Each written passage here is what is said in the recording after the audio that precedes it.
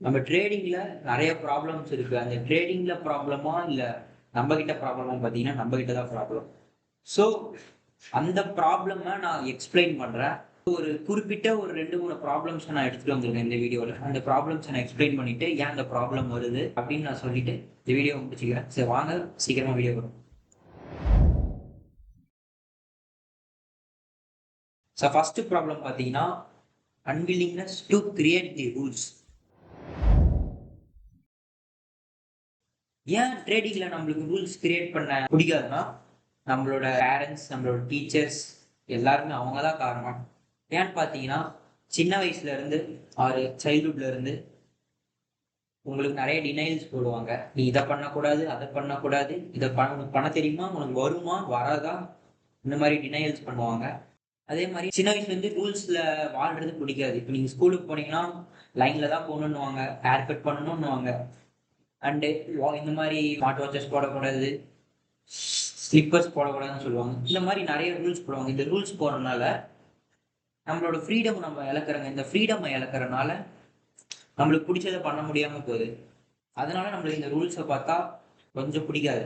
இதே நீங்க ட்ரேடிங்ன்ட்டு வந்தீங்கன்னா, ட்ரேடிங்ல வந்து உங்களுக்கு வந்து ஃப்ரீடம் இருக்கு. அதுக்கு தான் மோஸ்ட் ஆஃப் தெம் ட்ரேடிங்க சூஸ் பண்றாங்க. ஏன் ஃப்ரீடம் இருக்குன்னு பார்த்தீங்கன்னா, நீங்க வந்து இந்த 9 to 5 ஜாப் மாரி ஒர்க் பண்ணணும்னு தேவையில்ல. இல்ல நீங்க இத பண்ணக்கூடாது, அத பண்ணக்கூடாதுன்னு சொல்றதுக்கு யாருமே இல்ல. உங்கள கைட் பண்றதுக்கு மோஸ்ட்டா யாருமே இருக்க மாட்டாங்க.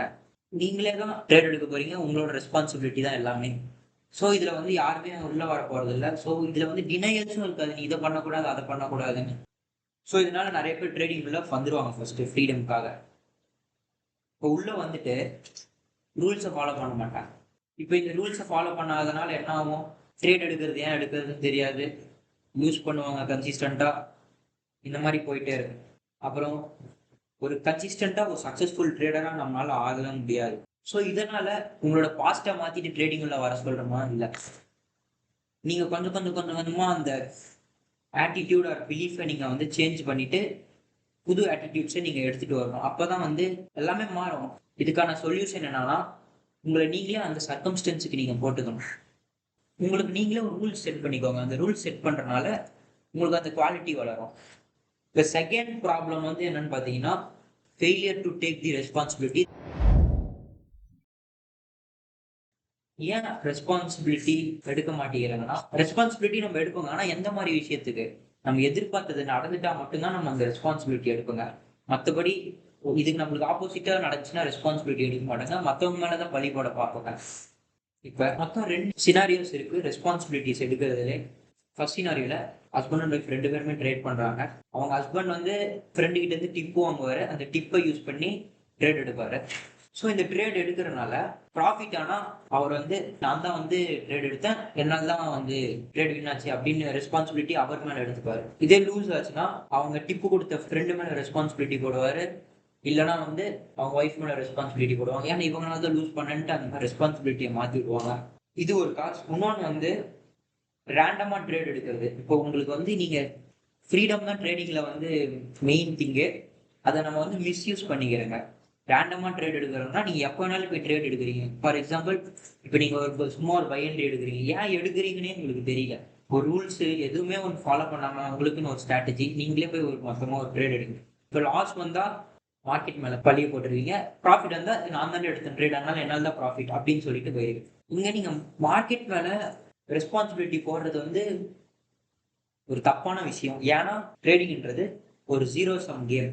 ஜீரோ சம் கேம்னா இங்க நீங்க ப்ராஃபிட் பண்ணணும்னா அங்க வேற ஏதாவது ஒரு ட்ரேடர் வந்து லூஸ் பண்ணணும். இல்ல வேற ஒரு ட்ரேடர் ப்ராஃபிட் பண்ணணும்னா நீங்க இங்க லூஸ் பண்ணாதான் வேற ஒரு ட்ரேடருக்கு காசு போகும். இதுதான் ட்ரேடிங்.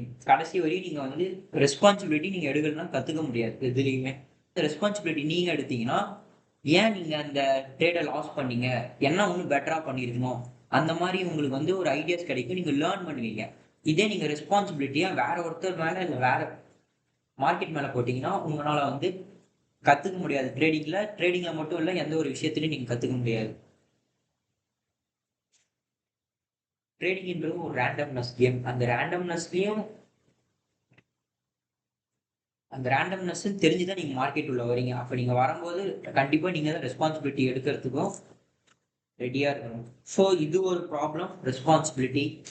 ஸோ நெக்ஸ்ட் பார்த்தீங்கன்னா addiction to random rewards. Random ரிவார்ட்ஸ்னா ஒரு சர்ப்ரைஸ் அந்த மாதிரி சொல்லலாம். நான் ஒரு கதையை எடுத்துட்டு போறேன். ஒரு மங்கி இருக்கு, ஒரு குரங்கு. அந்த குரங்குக்கு வந்து ஒரு ஒரு பனானா, ஒரு வாழைப்பழம் கொடுத்துட்டு வேலை செய்ய சொல்றாங்க. அது வேலை செய்யும். திரும்பி ஒரு பனானா கொடுத்து அது வேலை செஞ்சுட்டே இருக்கும் அதோட எனர்ஜி யூஸ் பண்ணி. இப்போ நீங்க ஒரு சர்டைன் பாயிண்ட் ஆஃப் டைம்ல நீங்க இந்த ரிவார்டை கொடுக்கறத நிறுத்தினீங்கன்னா மங்கிக்கு அதுவும் வேலை செய்யறது நிறுத்திடும். ஓகேவா? இதே வந்து நீங்க ஒரு வேற ஒரு ஸ்டைல்ல யூஸ் பண்ணுங்க. மங்கியை வேலை வாங்குறீங்க, திடீர்னு சர்ப்ரைஸா ஒரு பனானா எடுத்துட்டு போறீங்க, ஒரு சர்ப்ரைஸ் ரிவார்ட் கொடுக்குறீங்க மங்கிக்கு. ஸோ நெக்ஸ்ட் டைம் அந்த மங்கி என்ன ஆகும், ஓ நம்மளுக்கு சர்ப்ரைஸா ரிவார்ட் கிடைக்கும் போது நான் இன்னும் எனர்ஜி போட்டு பண்றேன், எனக்கு ரிவார்ட் கிடைக்கும் அப்படின்னு சொல்லிட்டு இன்னும் வேலை செஞ்சுட்டே இருக்கும். எனர்ஜி போட்டு மங்கி வேலை செஞ்சுட்டே இருக்கும். ஆனா நீங்க இப்ப சப்போஸ் அந்த ரிவார்ட் கொடுக்கறது நிறுத்தினா கூட மங்கி வேலை செஞ்சுட்டே இருக்கும். ஏன்னா அந்த சர்ப்ரைஸ் எப்போ வரும்னே அந்த மங்கிக்கு தெரியாது. இதே நீங்க வந்து ஒரு சர்டன் டைம் பீரியட்ல நீங்க கொடுத்துட்டே இருந்தீங்கன்னா அதுக்கு தெரியும் இந்த டைம்ல நம்மளுக்கு வந்து ஒரு ரிவார்ட் கிடைக்க போகுதுன்னு. ஆனா இப்ப சர்ப்ரைஸா கொடுத்தீங்கன்னா மங்கி நிறுத்தாது, பண்ணிட்டே தான் இருக்கும். இதே தான் நம்ம ட்ரேடிங்லயும். ஒரு ட்ரேடர் இருக்கான், அவனுக்கு வந்து எதுவுமே தெரியாது, ரூல்ஸ் ஃபாலோ பண்ணல, ரெஸ்பான்ஸ் எதுவுமே இல்லை. நார்மலா ட்ரேட் எடுக்கிறான். ஃபர்ஸ்ட் ட்ரேடே அவன் ஃபர்ஸ்ட் மார்க்கெட் உள்ள வந்தவொடனே ஃபர்ஸ்ட் ட்ரேடே அவன் ப்ராஃபிட் பண்றான். பண்ண உடனே என்ன ஆகும், ஓ மார்க்கெட்ல இவ்வளவு காசு சம்பாதிக்க முடியுமா அப்படின்னு சொல்லி ரிவார்ட் மேல அடிக்ஷன் ஆகும். இப்போ அடிக்ஷன் ஆகும்போது நெக்ஸ்ட் டேட் இருக்கும். அது எடுக்க அவன் லூஸ் பண்ணிட்டே இருப்பான். இப்ப அவன் லூஸ் பண்ணாலையும் அவனுக்கு சர்டைன் பாயிண்ட் எனக்கு எப்படியோ ப்ராஃபிட் வரும்போது பரவாயில்ல, அது வரைக்கும் லூஸ் பண்ணாலும் பரவாயில்லன்ட்டு அதுக்கு அடிக்ட் ஆயிடுவான். மார்க்கெட்ல ஸ்டார்டிங்ல எல்லாருமே அப்படிதான் இருப்பாங்க, நானும் அப்படிதான் இருந்தேன், நீங்களும் அப்படிதான் இருக்கீங்க. மார்க்கெட் வந்து அடிக்ஷனை கிரியேட் பண்றதுக்கு நிறைய வாய்ப்பு இருக்கு. ஸோ ரேண்டம் ரிவார்டுக்கு நீங்க வந்து அடிக்ட் ஆகாதீங்க.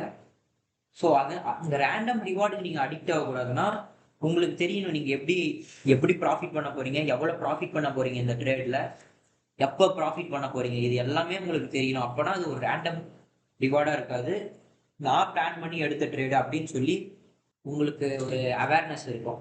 ஸோ இந்த மாதிரி இந்த 3 ப்ராப்ளம்ஸ் தான் மேஜர் ப்ராப்ளம்ஸ் நான் நினைக்கிறேன் ட்ரேடிங்ல.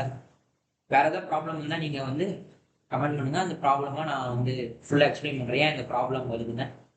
ஸோ இந்த 3 ப்ராப்ளம் எதுக்கு வருதுன்னு நான் வந்து எக்ஸ்பிளைன் பண்ணியிருக்கேன். ஸோ வீடியோ அவ்வளோதான் முடிச்சுக்கலாம். தேங்க்யூ.